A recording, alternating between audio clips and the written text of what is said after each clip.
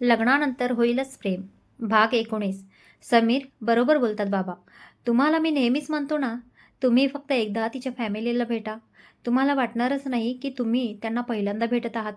काही माणसं आपल्याला इतकं आपलंसं करून घेतात ना, की कधी आपले झाले हे कळतही नाही. आई हसत म्हणाली, "अरे न भेटताही एवढं आपलंसं केलंय तिने, त्यावरूनच समजतंय प्रेम ही भावनाच मुळात अशी आहे. जिथे प्रेम असतं त्या नात्यात आपलेपणा, विश्वास, आदर, काळजी आणि आठवण सगळंच येतं. मग ते प्रेम कोणतंही असो. भाऊ-बहिणीचं, आई-वडिलांचं, मित्राचं किंवा आयुष्यभराच्या जोडीदाराचं. प्रेम असेल तर नातं आपोआप सुंदर होतं. नंतर समीर थोडं जुजबी बोलून मोठ्या दिमाखात आपल्या हातातल्या दोन्ही राख्या पाहत अभिमानाने ऑफिसला निघून गेला. आज त्याच्या चेहऱ्यावर एक वेगळं समाधान होतं. कित्येक वर्षांनी त्याच्या मनातला भाऊ पुन्हा जागा झाला होता. ऑफिसमध्ये आरव समीरवर चिडला होता खरा, पण त्याला हेही माहीत होतं की आज रक्षाबंधन आहे आणि समीर आपल्या बहिणीच्या आठवणीत रडत बसला असेल. त्यामुळे आरव स्वतःच्या कॅबिनमध्ये जाऊन कामाला लागला. समीर ऑफिसमध्ये आला की त्याला कॅबिनमध्ये बोलावून थोडा वेळ त्याच्याशी गप्पा मारायच्या. त्याचा मूड बदलायचा असा त्याचा विचार होता. आरवने पटापट काम आटोपलं आणि समीरला फोन करून कॅबिनमध्ये बोलावलं.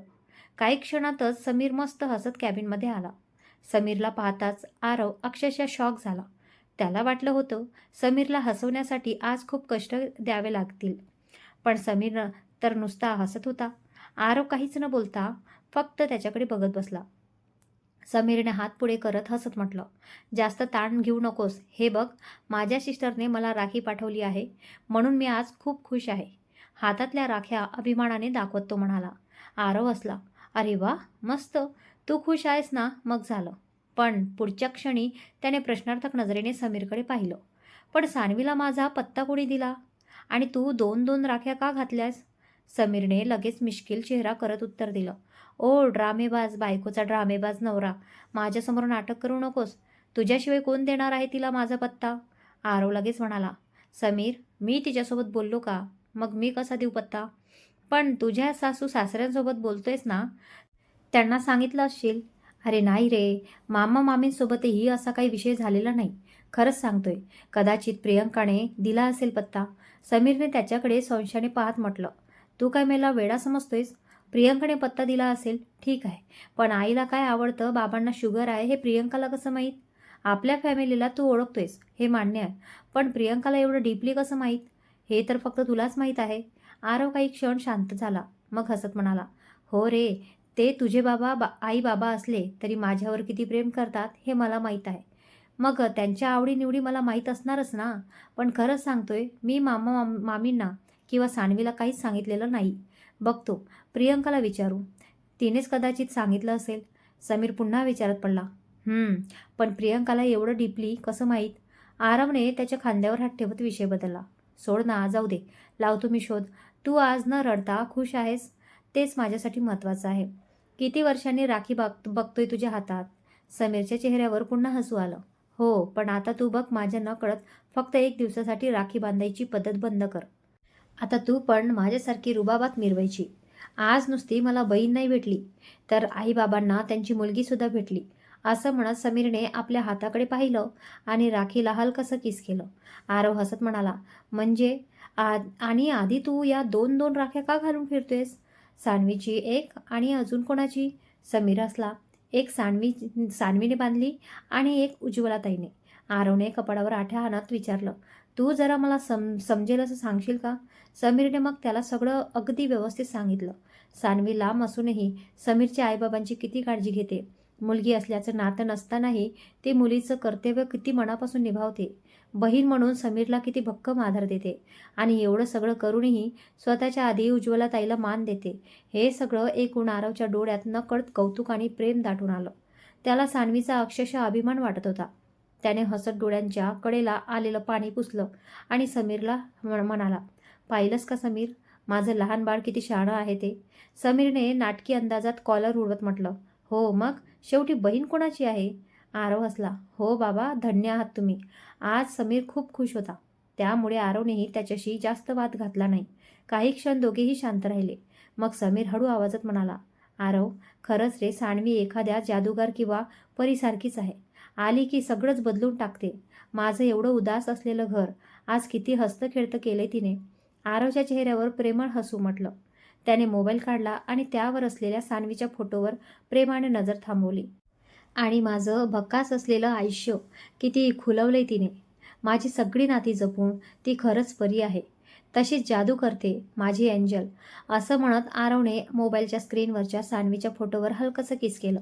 समीर त्याच्याकडे पाहत मिश्किलपणे हसला. बरं एका जिजू, तुमच्यासाठी ही एक पार्सल आहे सान्वीकडून.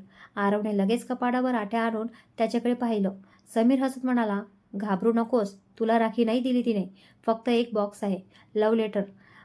हे 1 तास दोघेही हसू लागले. आरवने उत्सुकतेने बॉक्स उघडला. आत शुद्ध तुपात बनवलेले खव्याचे गरमागरम गुलाबजाम होते. ते पाहताच त्याच्या चेहऱ्यावर लहान मुलासारखं आनंदाचं हसू उमटलं. आय लव्ह यू बच्चा. तुला कसं माहिती यार, गुलाबजाम माझा वीक पॉईंट आहे.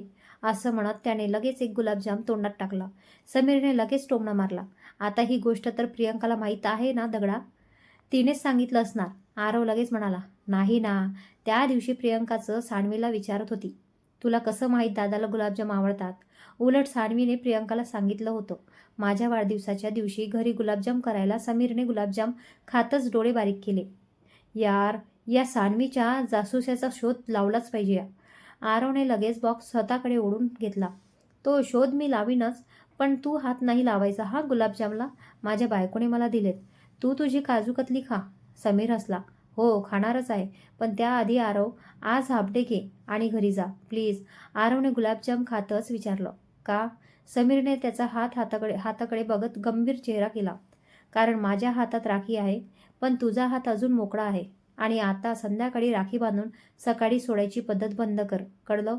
आरव त्याच्याकडे नुसता बघत बसला. समीरने त्याच्या खांद्यावर हात ठेवला आणि हसत म्हणाला, असं बघू नकोस. मी पण सान्वीचा भाऊ आहे. मी पण अंतर्यामी आहे. कळलं मला सगळं. हे ऐकून दोघांच्याही चेहऱ्यावर हसू आलं. पण डोळ्यात मात्र नकळत भावुकता दाटून आली. एका भावाला आपल्या बहिणीचा अभिमान होता आणि एका नवऱ्याला आपल्या बायकोवरचं प्रेम लपवणं आता अशक्य झालं होतं. आरवने पुन्हा एकदा मोबाईलमधल्या सान्वीच्या फोटोवर नजर टाकली. त्याच्या ओठांवर हलकंसं हसू उमटलं. आज मला तिच्याकडे जायचं आहे. समीर डोळे पुसत म्हणाला, अरे आज रडायला नको ना. माझ्या बहिणीने ऑर्डर दिली आहे. आरव त्याच्याकडे पाहत हळूच असला. यार समीर, तुला माहीत आहे, सान्वी माझ्या आयुष्यात आल्यापासून ना मी मनसोक्त हसलो तर आहेच, पण मनसोक्त रडलोही आहे रे. पण जेवढा रडतोय ना तेवढा आनंदानेच रडतोय. आतल्या आत इतकी वर्ष ज्या इमोशन्स कोंडून ठेवल्या होत्या त्यांना बाहेर यायला खरंच अर्थ मिळालाय. हसणं, रडणं, चिडणं. आता जे काही करतोय ना ते मनापासून करतोय. She is such an angel, माझी सान्वी. समीरने त्याच्याकडे पाहत मिश्किलपणे विचारलं, खूप मिस करतोयस ना तिला? चल फोन लावतो, मी बोलतो. तू नेहमीप्रमाणे तिचा आवाज ऐक. आरव गुलाबजाम खात हसत म्हणाला, ती आज तुझ्याशी फोनवर पण बोलणार नाही. समीरने लगेच भुव्या उंचावल्या. काय? आरव हसत म्हणाला, बघ, खोटं वाटत असेल तर कॉल करून बघ. समीरने आरवला पूर्णपणे इग्नोर केलं आणि लगेच सान्वीच्या आईला फोन लावला. पण फोन बंद येत होता. समीर आश्चर्याने म्हणाला, आईचा फोन कधी बंद नसतो. आरवने गुलाबजामचा तुकडा तोंडात टाकत नाटकी हसत म्हटलं. हा हा. समीरने त्याच्याकडे रागाने पाहिलं. तू गप्प बस रे, बाबांना करतो. ते घरीच असतील आज. आरव लगेच म्हणाला, काही उपयोग नाही. सान्वी आज तुझ्याशी बोलणार नाही. उगाच मामाला खोटं बोलायला लावू नकोस. समीरच्या चेहऱ्यावर संशय उमटला. म्हणजे? आणि तू इतक्या खात्रीने कसं सांगू शकतोस? ती तर तुझ्या कॉन्टॅक्टमध्येही नाही. खरं सांग, तूच सांगितलं ना सान्वीला? आरवने शांतपणे त्याच्याकडे पाहिलं. समीर, अरे मी तुझ्याशी खोटं का बोलेन? मी सांगतोय ना, मी तिला काहीच सांगितलेलं नाही. उलट तू शोधायला माझी मदत कर. कुणी सान्वीला हे सगळं सांगितलेलं ते शोधू. समीर अजूनही गोंधळलेला होता. मग तू कसं म्हणतोयस की सान्वी आज माझ्याशी बोलणार नाही? आरव हसत म्हणाला, भुंसड्या, कसं आहे ना, मी सान्वीवर खूप प्रेम करतो. तिच्या मनात काय चाललंय ते कदाचित सगळ्यांपेक्षा जास्त मला कळतंय. समीरने चिडून उठण्याचा अभिनय केला. तू नीट सांगणार नसशील तर मी जातो बाहेर. आरवने त्याला थांबवत म्हटलं, ए नौटंकी, बस इथे गप्प. आणि एक, सान्वीला माहीत आहे आज तुला ताईची आठवण येणार. तुझ्या हातावर राखी बघून आणि त्यात आई बाबा खुश आहेत. म्हणजे तू खूप खुश असणार आणि हे सगळं सान्वीमुळे झालंय. त्यामुळे तिला कॉल केलास की तू पुन्हा भावूक होणार आणि रडणार. म्हणून तू आज रडू नये म्हणून ती आज तरी तुझ्याशी बोलणार नाही. आता अजूनही खोटं वाटत असेल तर मामाला कॉल करून बघ. समीर काही क्षण त्याच्याकडे पाहत राहिला. Are you sure? तुझा हा अंदाज बरोबर असेल. आरव आत्मविश्वासाने हसला. अंदाज नाही, विश्वास आहे मला माझ्या राणीवर. And for your kids information, Aarav मोहितेचे अंदाज कधी चुकत नाहीत आणि माझा तिच्यावरचा विश्वास चुकणं पॉसिबल आहे का? समीरच्या चेहऱ्यावर हलकासा हसू आला. आरव पुन्हा म्हणाला, आणि तसंही तिचं डोकं कुठपर्यंत चालते ना ते माझ्यापेक्षा जास्त कोणाला माहीत असणार. जाऊ दे, सोड, चल, मला पण निघायला पाहिजे. आज हाफ डे घेऊन घरी जातो. प्रियंका कॉलेजवरून येईल आणि परत संध्याकाळी तिला कोचिंग क्लासलाही जायचे. समीर म्हणाला, हो, पण प्रियंकाला विचार. आरवने त्याचं वाक्य मध्येच तोडत म्हटलं, प्रियंकालाही विचारतो आणि काहीच कळलं नाही तर आरव मोहिते स्टाईलने शोध लावतो. तू जा आता, काम कर आणि माझं लेटर दे, चल. समीर हसतच आरवला लेटर देतो आणि काम करायला निघून जातो. आरव ही हाफ डेची परवानगी घेतो. तो लेटर वाचायला घेणार इतक्यात सिनियर त्याला प्रोजेक्ट रिलेटेड काही महत्त्वाचं काम सांगतात. आरव ते काम पूर्ण करतो आणि मग लेटर घरीच निवांतपणे वाचायचं ठरवून ऑफिसमध्ये निघतो. घरी पोहोचल्यावर प्रियंका कॉलेजमधून आलेली असते. आरव तिला पाहताच म्हणतो, प्रियंका ये, आज मला राखी बांध. प्रियंका त्याच्याकडे आश्चर्याने पाहू लागते. घरात सगळ्यांनाच माहिती होतं की आरवने यावर्षी संध्याकाळी राखी का बांधून घ्यायची ठरवली होती. प्रियंकाला काही विचारायचं होतं पण आरव तिच्याकडे पाहत म्हणाला, मी तुला सगळं नंतर सांगतो, आधी तू राखीची तयारी कर. असं म्हणत तो फ्रेश व्हायला निघून गेला. प्रियंकाने लगेच राखीची तयारी केली. आरव फ्रेश होऊन आला आणि प्रियंका त्याला राखी बांधायला बसली. प्रियंका राखी बांधत असताना आरव तिची खोडी काढत होता. कधी तिचे केस हलकेच ओढत होता, कधी तिला जीभ दाखवत होता, तर कधी तिच्या हातावर हलकासा टपली मारत होता. त्यांची नेहमीची भावंडाची मस्ती सुरू होती. प्रियंकाला आज खूप बरं वाटत होतं. शेवटी यावर्षी तीही रक्षाबंधन मनापासून साजरं करत होती. आरव ही मनापासून खुश होता. त्याची आईही त्या दोघांकडे पाहून आनंदी झाली. आमच्यासोबतही नाही, निदान प्रियंकासोबत तरी तो बोलतोय, या विचारानेच तिला समाधान होतं. सध्या आरव प्रियंकासोबत इतका चांगला वागत होता हे पाहून घरातल्या सगळ्यांनाच बरं वाटत होतं. मात्र यामागचं खरं कारण फक्त प्रियंका आणि निलेशला माहीत होतं. आरव अजूनही निलेशसोबत बोलत नव्हता. राखी बांधून आणि ओवाळून झाल्यावर आरवने हळू आवाजात म्हटलं, प्रियंका, बाल्कनीत ये, मला जरा बोलायचंय. त्याचा आवाज आईला ऐकू जाऊ नये म्हणून तो सावधपणे बोलला. आता आरव आणि प्रियंकाचं नातं पुन्हा चांगलं झालं असल्यामुळे प्रियंकानेही काही न विचारता हो म्हटलं आणि त्याच्या मागे बाल्कनीत गेली. बाल्कनीत गेल्यावर आरवने समीरकडे ऑफिसमध्ये काय झालं, सान्वीने त्याच्या आईबाबांसाठी काय केलं, राखी कशी पाठवली आणि गुलाबजामचं पार्सल कसं आलं, हे सगळं प्रियंकाला सांगितलं. हे ऐकून प्रियंकाही खूप खुश झाली. काही क्षणांनी आरवने गंभीर होत विचारलं, प्रियंका, आता खरं सांग, सान्वीला हे सगळं कोणी सांगितलं? तूच ना? प्रियंकाने लगेच मान हलवली. नाही दादा, खरंच नाही. तुझ्या वाढदिवसाच्या दिवसापासून मी सुद्धा तिच्यासोबत बोलले नाही. खरंच सांगते. आणि तसंही मी तिला काय सांगणार? अगदी ॲड्रेस सांगू शकते, पण काका काकूंच्या आवडीनिवडी एवढ्या डीपली मलाही माहीत नाही. आरवने विचारात पडत म्हटलं, तेच तर, म्हणून मला पण तुझं नाव पटत नव्हतं. मग सान्वीला कोण सांगेल? आणि सगळ्यात महत्त्वाचं म्हणजे मला गुलाबजाम आवडतात हे तिला कसं माहीत? प्रियंकाने केविलवाण्या नजरेने पाहत म्हटलं, खरंच दादा, हेही मी नाही सांगितलं. आरव हलकस हसला. माहीत आहे, मी माझ्या बर्थडेच्या दिवशीच ऐकलंय. दोघेही काही क्षण शांत झाले. सान्वीला एवढ्या बारकाईने सगळं कसं माहीत आहे याचा शोध आता त्याच्यासाठीही एक गूढ बनला होता. आरव म्हणाला, तू जा आता ट्युशनला, मला बघू दे काय ते. पण काही कळलं तर लगेच मला सांग. असं म्हणत त्याने काही पैसे प्रियंकाच्या हातात दिले. प्रियंका आश्चर्याने म्हणाली, दादा, ओवाळणी दिलीस ना, आता कशाला? आरव हसत म्हणाला, दादाकडून भांडून घ्यायचं असतं. सान्वी बघ कशी भांडून घेते ते. माझ्याकडे कधी हट्ट करणार कोण जाणे. प्रियंका हसली आणि प्रेमाने म्हणाली, सान्वीमुळे माझा दादा मला परत मिळालाय, तेच माझ्यासाठी खूप आहे. एवढं बोलून तिने आरवने दिलेले पैसे न घेताच तिथून निघून गेली. आरव तिच्या हातातले न घेतलेले पैसे पाहत तिथेच उभा राहिला. आज पहिल्यांदाच या घरात पैशांपेक्षा तो महत्त्वाचा झाला होता आणि हे सगळं फक्त सान्वीमुळे शक्य झालं होतं. त्या विचाराने त्याच्या मनात एक वेगळं समाधान दाटून आलं. तेवढ्यात त्याची आई प्रियंकाला आवाज देत म्हणाली, अगं प्रियंका, जरा मामीला फोन करून विचार ना, दादाला राखी मिळाली का? पण प्रियंका तिथे नव्हती. तिच्या आधीच आरव पटकन म्हणाला, मामीचा फोन बंद येतोय. वाक्य तोंडातून निघताच आरवला आपण काय बोललो हे जाणवलं. त्याची आईही त्याच्याकडे वळून पाहू लागली. आरवने लगेच स्वतःला सावरत म्हटलं, म्हणजे प्रियंका करत होती आत्ताच मामीला फोन. तिला कदाचित सानवीशी बोलायचं होतं, पण फोन नाही लागत. आईला त्याचं बोलणं खरं वाटलं. ती म्हणाली, अरे मग मामांना फोन करायचा ना. ही प्रियंका पण ना. बरं जाऊ दे, मी करते संध्याकाळी. आई अजून काही विचारणार इतक्यात आरव तिथून निघून गेला. काही विचारलं तर आरव पुन्हा चिडेल याची जाणीव असल्यामुळे आईनेही पुढे काही विचारलं नाही.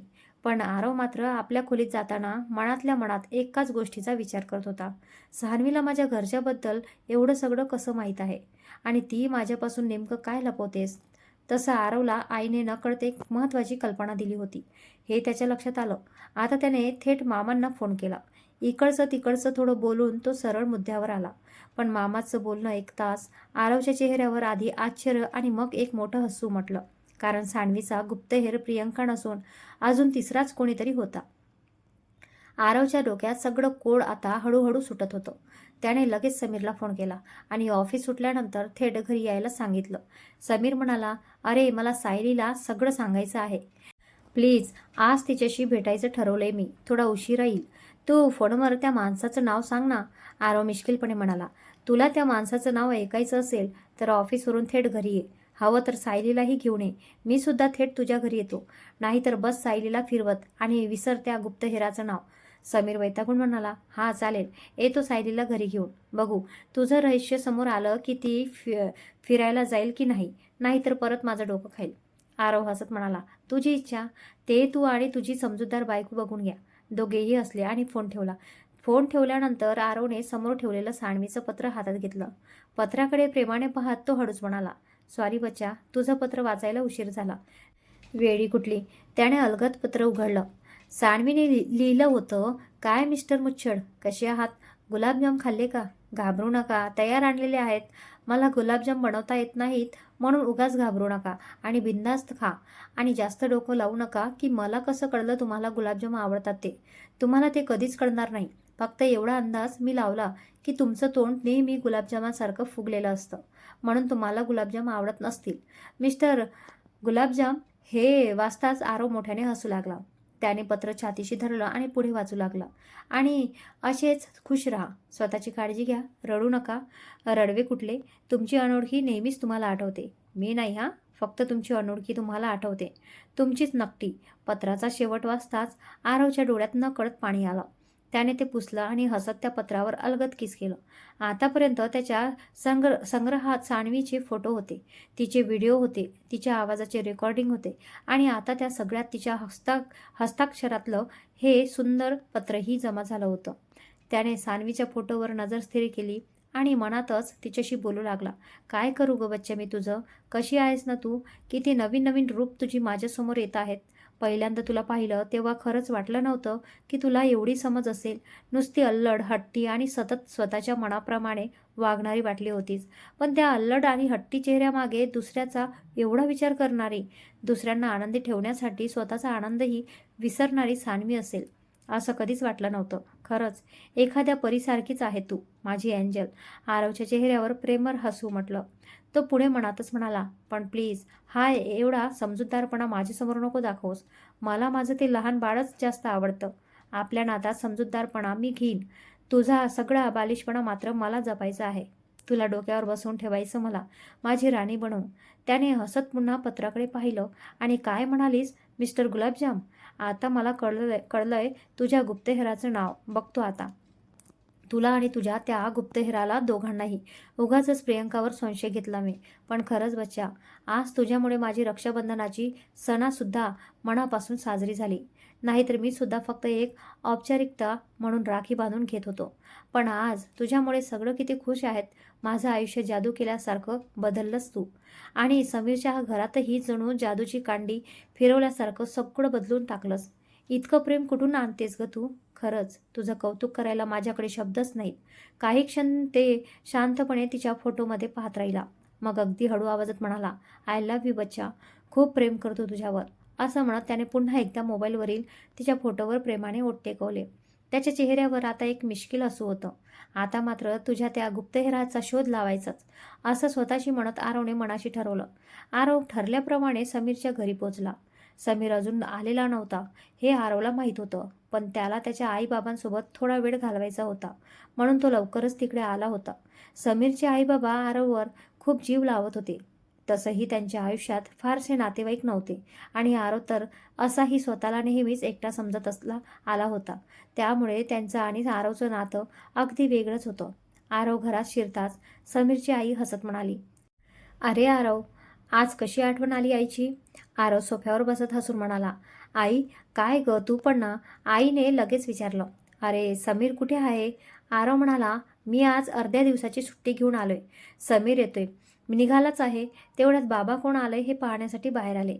आरवला पाहताच ते हसून म्हणाले, "अरे जावई बापू, आज कशी वाट चुकलात?" आरव लगेच लाजला आणि हसत म्हणाला, "या भुसनड्याच्या पोटात काहीच राहत नाही." त्याचं बोलणं ऐकून तिघेही हसू लागले. आई म्हणाली, "बरं तुम्ही दोघे बसा, मी चहा आणते." आरव लगेच लहान मुलासारखा म्हणाला, "आई, खायला पण आण. खूप भूक लागली आहे ग मला." आईने प्रेमाने त्याच्या डोक्यावरून हात फिरवत म्हटलं, "हो रे बाळा, स्वतःच्या घरात तो इतक्या हक्काने काही मागू शकत नसे, पण समीरच्या घरात मात्र आरवला नेहमीच आपलेपणा वाटायचा. अगदी पहिल्यापासूनच तो तिथे हक्काने जे हवं ते मागायचा." थोड्या वेळाने आई चहा आणि नाश्ता घेऊन आली. आरव मजेत नाश्ता करत होता आणि त्याला इतका खुश पाहून आईबाबांच्या चेहऱ्यावर समाधानाचं हसू होतं. त्यांनी आरवचा संघर्ष जवळून पाहिला होता. त्याच्या आयुष्यात किती एकटेपणा होता, किती गोष्टी त्याने स्वतःच्या मनात दडवून ठेवल्या होत्या, हे त्यांना माहिती होतं. म्हणून आज त्याच्या चेहऱ्यावरचं हे मनापासूनचं हसू त्यांच्यासाठी ही खूप मोठी गोष्ट होती. आरवचं खाऊन झालं तेवढ्यात आई आतून काजू कतली घेऊन आली. "हे घे बाळा," असं म्हणत तिने ती त्याच्यासमोर ठेवली. लगेच पुन्हा दोघेही सांडवीच्या नावाने त्याची चेष्टा करू लागले. आरव गालात हसत लाजत काजू कतलीचा तुकडा उचलणार इतक्यात समीर आणि सायली घरी आले. समीरने आरवच्या हातातली काजू कतली पाहिली आणि लगेच म्हणाला, "आई, ह्याला कशाला दिलीस? माझ्या बहिणीने मला दिली आहे. मला गुलाबजाम खाऊ घातले आणि आता माझी काजू कतलीसुद्धा खातोय हा. चल दे इकडे." आरवने मुद्दाम अजून एक काजू कतली तोंडात टाकली आणि समीरकडे पाहत डोळ्यांनीच त्याला चिडवलं. समीर त्याच्याजवळ गेला आणि बॉक्स सोडून लागला. आरवने ही बॉक्स घट्ट पकडला. मस्ती करू लागले. आई बाबा त्यांचं हे खोटं भांडण अगदी आनंदाने पाहत होते. सायलीलाही दोघांना असं पाहून हसू आवरत नव्हतं. समीरने आईकडे पाहत तक्रारीच्या सुरात म्हटलं, "आई, तू याला का दिलीस मिठाई? तुला माहीत आहे ना याला वेगळी मिठाई सानवीने दिली आहे." आईने अजिबात न डगमगता उत्तर दिलं, "असू दे, तरी मी देणार." समीरने रागाने चेहरा केला. ते पाहून बाबा हसत म्हणाले, "काही उपयोग नाही झाला आईला बोलून. कसं आहे ना समीर, शेवटी घरात मुलापेक्षा जावयाचेच जास्त लाड होतात." हे ऐकताच सगळे हसायला लागले. समीरने लगेच सायलीकडे पाहत म्हटलं, "हो, लेकीच्या समोर बोला असं, मग ती कशी नाक फुगवून बसेल आणि तुम्हाला भावनिक करून स्वतःचे लाड कसे करून घेईल ते बघा." सायलीने लगेच नाक फुगवल्याचा अभिनय केला आणि सगळे पुन्हा हसू लागले. बाबा हसत आरवकडे वळले. "हो काय आरव?" आरव मात्र बिचारा मान खाली घालून लाजत होता. आई प्रेमाने म्हणाली, "आम्हालाही तिच्याशी बोलायचं आहे रे, पण तिनेच अट घालून ठेवली आहे, भेटायचे म्हणून. आता काय करणार? तिची वाट बघावी लागणार." सानवीचं नाव ऐकताच आरव नकळत तोंड वाकडं करत म्हणाला, "तिला काय जातंय अट्टा घालायला? इथे माझा जीव जातोय तिच्या अटीमुळे वाट बघून." हे वाक्य त्याच्या तोंडून इतके सहजपणे बाहेर पडलं की बोलून झाल्यावर त्यालाच जाणवलं आपण काय बोललो. क्षणभर सगळे शांत झाले. आरवने लाजून केसांवरून हात फिरवला. आता पुढे कोणी अजून चिडू नये म्हणून त्याने लगेच विषय बदलला आणि थेट मुद्द्यावर आला. "अरे गुप्तहेर सापडलाय?" समीर लगेच आरवजवळ येत म्हणाला, "हो सांग, कोण आहे तो गुप्तहेर?" आईबाबांनाही आरवने समीर येण्याआधी थोडी कल्पना दिली होती, फक्त गुप्तहेराचं नाव सांगितलं नव्हतं. त्यामुळे ते दोघेही आता उत्सुकतेने आरवकडे पाहत होते. आरवने गालातल्या गालात हसत समीरकडे पाहिलं आणि मुद्दाम त्याची उत्सुकता वाढवत म्हणाला, "तुला अजून नाही कळलं कोण गुप्तहेर असेल?" समीर वैतागून म्हणाला, "हे बघ आरवा, माझ्या सहनशक्तीचा अंत बघू नकोस. प्लीज लवकर बोल. मला सायलीलाही सगळं सांगायचं आहे आणि सानवीची करामत सांगायची आहे. ती पण डायरेक्ट इथे आली आहे आणि तिलाही मी अजून काहीच सांगितलेलं नाही." आरव पुन्हा गालातल्या गालात हसला. त्याने कपाळावर एक बोट फिरवत मुद्दाम रहस्यमय चेहरा केला. आता मात्र सगळेच गोंधळले, पण सायलीच्या कपाळावर मात्र घाम फुटला होता. आरव हाताची घडी घालून अगदी शांतपणे तिच्याकडे पाहत होता. समीरला काहीतरी अंदाज आला होता, पण त्याला स्वतःच्या अंदाजावर विश्वास बसत नव्हता. त्याने आरवकडे पाहत विचारलं, "काय म्हणायचे तुला?" आरवने मुद्दाम सायलीकडे बघत उत्तर दिलं, विचार तुझ्या समजूतदार बायकोला. आता आईबाबांनाही सगळं समजलं होतं. त्यांच्या चेहऱ्यावर आनंद पसरला. पण समीरने चेहऱ्यावर कोणतीही भावना आणता सायलीकडे पाहिलं आणि शांत आवाजात विचारलं, साऊ, तू तरी सांगशील का काय ते? आणि तुझा याच्याशी काय संबंध? सायलीला मात्र समीरच्या चेहऱ्याचा अंदाज येत नव्हता. तिला अजिबात वाटलं नव्हतं की हे गुपित एवढ्या लवकर समोर येईल. खरं तर ती स्वतःचं समीरला सगळं सांगणार होती, पण आरवने अचानक सगळा घोळ केला होता. तिच्या मनात एकच भीती होती. समीरला जर वाटलं की तिने त्याच्यापासून हे सगळं लपवलं तर त्याच्या मनात तिच्याबद्दल उगाचच गैरसमज निर्माण होईल. त्या विचारानेच तिच्या डोळ्यात पाणी आलं. काही क्षणातच ती रडायला लागली.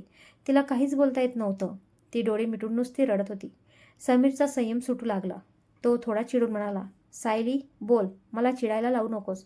आरव लगेच वैतागून म्हणाला, यात चिडण्यासारखं काय आहे? पण समीरने त्याच्याकडे दुर्लक्ष केलं. तो पुन्हा सायलीकडे वळला. सायली, मी काहीतरी बोलायला सांगितलंय. आरवने राग आवरत स्वतःच्या कपाळावर एक बोट घासलं. तो स्वतःला शांत करण्याचा प्रयत्न करत होता. शेवटी त्याला सायलीची अवस्था पाहावली नाही. तो वैतागून म्हणाला, सायली सॉरी, मला खरंच वाटलं नव्हतं हा मूर्ख एवढा भावनिक होईल. नाहीतर मी काहीच बोललो नसतो. मला माहीत आहे तुझा हेतू खूप चांगला होता. सायली मात्र अजूनही रडत होती. समीरने पुन्हा थोड्या मोठ्या आवाजात हाक मारली, सायली. सायलीने डोळे पुसले आणि थरथरत्या आवाजात बोलायला सुरुवात केली, सॉरी समीर, जेव्हापासून मी सानवीची गोष्ट ऐकली तेव्हापासून मला तिला भेटायची प्रचंड ओढ लागली होती. पण आमची भेट काही जुळून येत नव्हती. म्हणून मी तुझ्या फोनमधून सानवीच्या आईचा नंबर घेतला. कारण सानवीकडे स्वतःचा फोन नाही हे तूच मला सांगितलं होतंस. मग मी तिच्याशी संपर्क केला. सुरुवातीला फक्त बोलणं व्हायचं, पण आता आमची खूप छान मैत्री झाली आहे. माझ्यावरही ती खूप जीव लावते. उलट तिच्या गोड बडबडीमुळे आणि प्रेमळ स्वभावामुळे आम्ही कधी फक्त मैत्रिणी होतो आणि कधी जीवाभावाच्या मैत्रिणी झालो हे आम्हालाच कळलं नाही. सायलीचं बोलणं ऐकताच आरवच्या चेहऱ्यावर हसू आलं. त्याला आधीपासूनच खात्री होती की सानवीचं हे सगळं कोणीतरी जवळचा व्यक्तीच करू शकतो. पण आता त्या रहस्याचा उलगडा होत होता. सायली पुढे म्हणाली, आणि आता 3-4 दिवसांपूर्वीच माझं सानवीशी बोलणं झालं. तिला समीरचा पत्ता हवा होता रक्षाबंधनासाठी राखी पाठवायला. खरं तर पाहिलं रक्षाबंधन असल्यामुळे ती स्वतः यायची इच्छा होती. पण तिची 10वीची काही महत्त्वाची लेक्चर्स होती आणि ती चुकवणं शक्य नव्हतं. म्हणून तिने मला विचारलं की राखी आणि बाकीच्या गोष्टी कुठे पाठवायच्या. मग मी तिला पत्ता दिला. त्यानंतर तिने मला समीरच्या आईबाबांबद्दलही काही विचारलं. त्यांना काय आवडतं, त्यांना काय आवडत नाही, त्यांची काळजी कशी घ्यायची, अशा कितीतरी छोट्या छोट्या गोष्टी ती विचारत होती. तेव्हा मला वाटलं की ती मनापासून ती आपल्या भावासाठी आणि त्याच्या आईबाबांसाठी हे सगळं करते. म्हणून मीही तिला जे माहीत होतं ते सांगितलं. पण मला कल्पनाच नव्हती की ती एवढं सगळं करून तुम्हा सगळ्यांना इतकं खुश करेल. सायलीचं बोलणं ऐकून समीर काही क्षण नुसताच तिच्याकडे पाहत राहिला. त्याच्या चेहऱ्यावर राग नव्हता, उलट डोळ्यात भावुकता होती. त्याला आता समजलं होतं की सानवीचा गुप्तहेर दुसरा तिसरा कोणी नसून सायलीच होती. आणि त्याहून महत्त्वाचं म्हणजे सानवीने हे सगळं फक्त त्याच्यासाठी नव्हे तर त्याच्या आईबाबांच्या चेहऱ्यावर पुन्हा मुलीचा आनंद आणण्यासाठी केलं होतं. आरव मात्र बाजूला उभा राहून मंद हसत सगळं पाहत होता.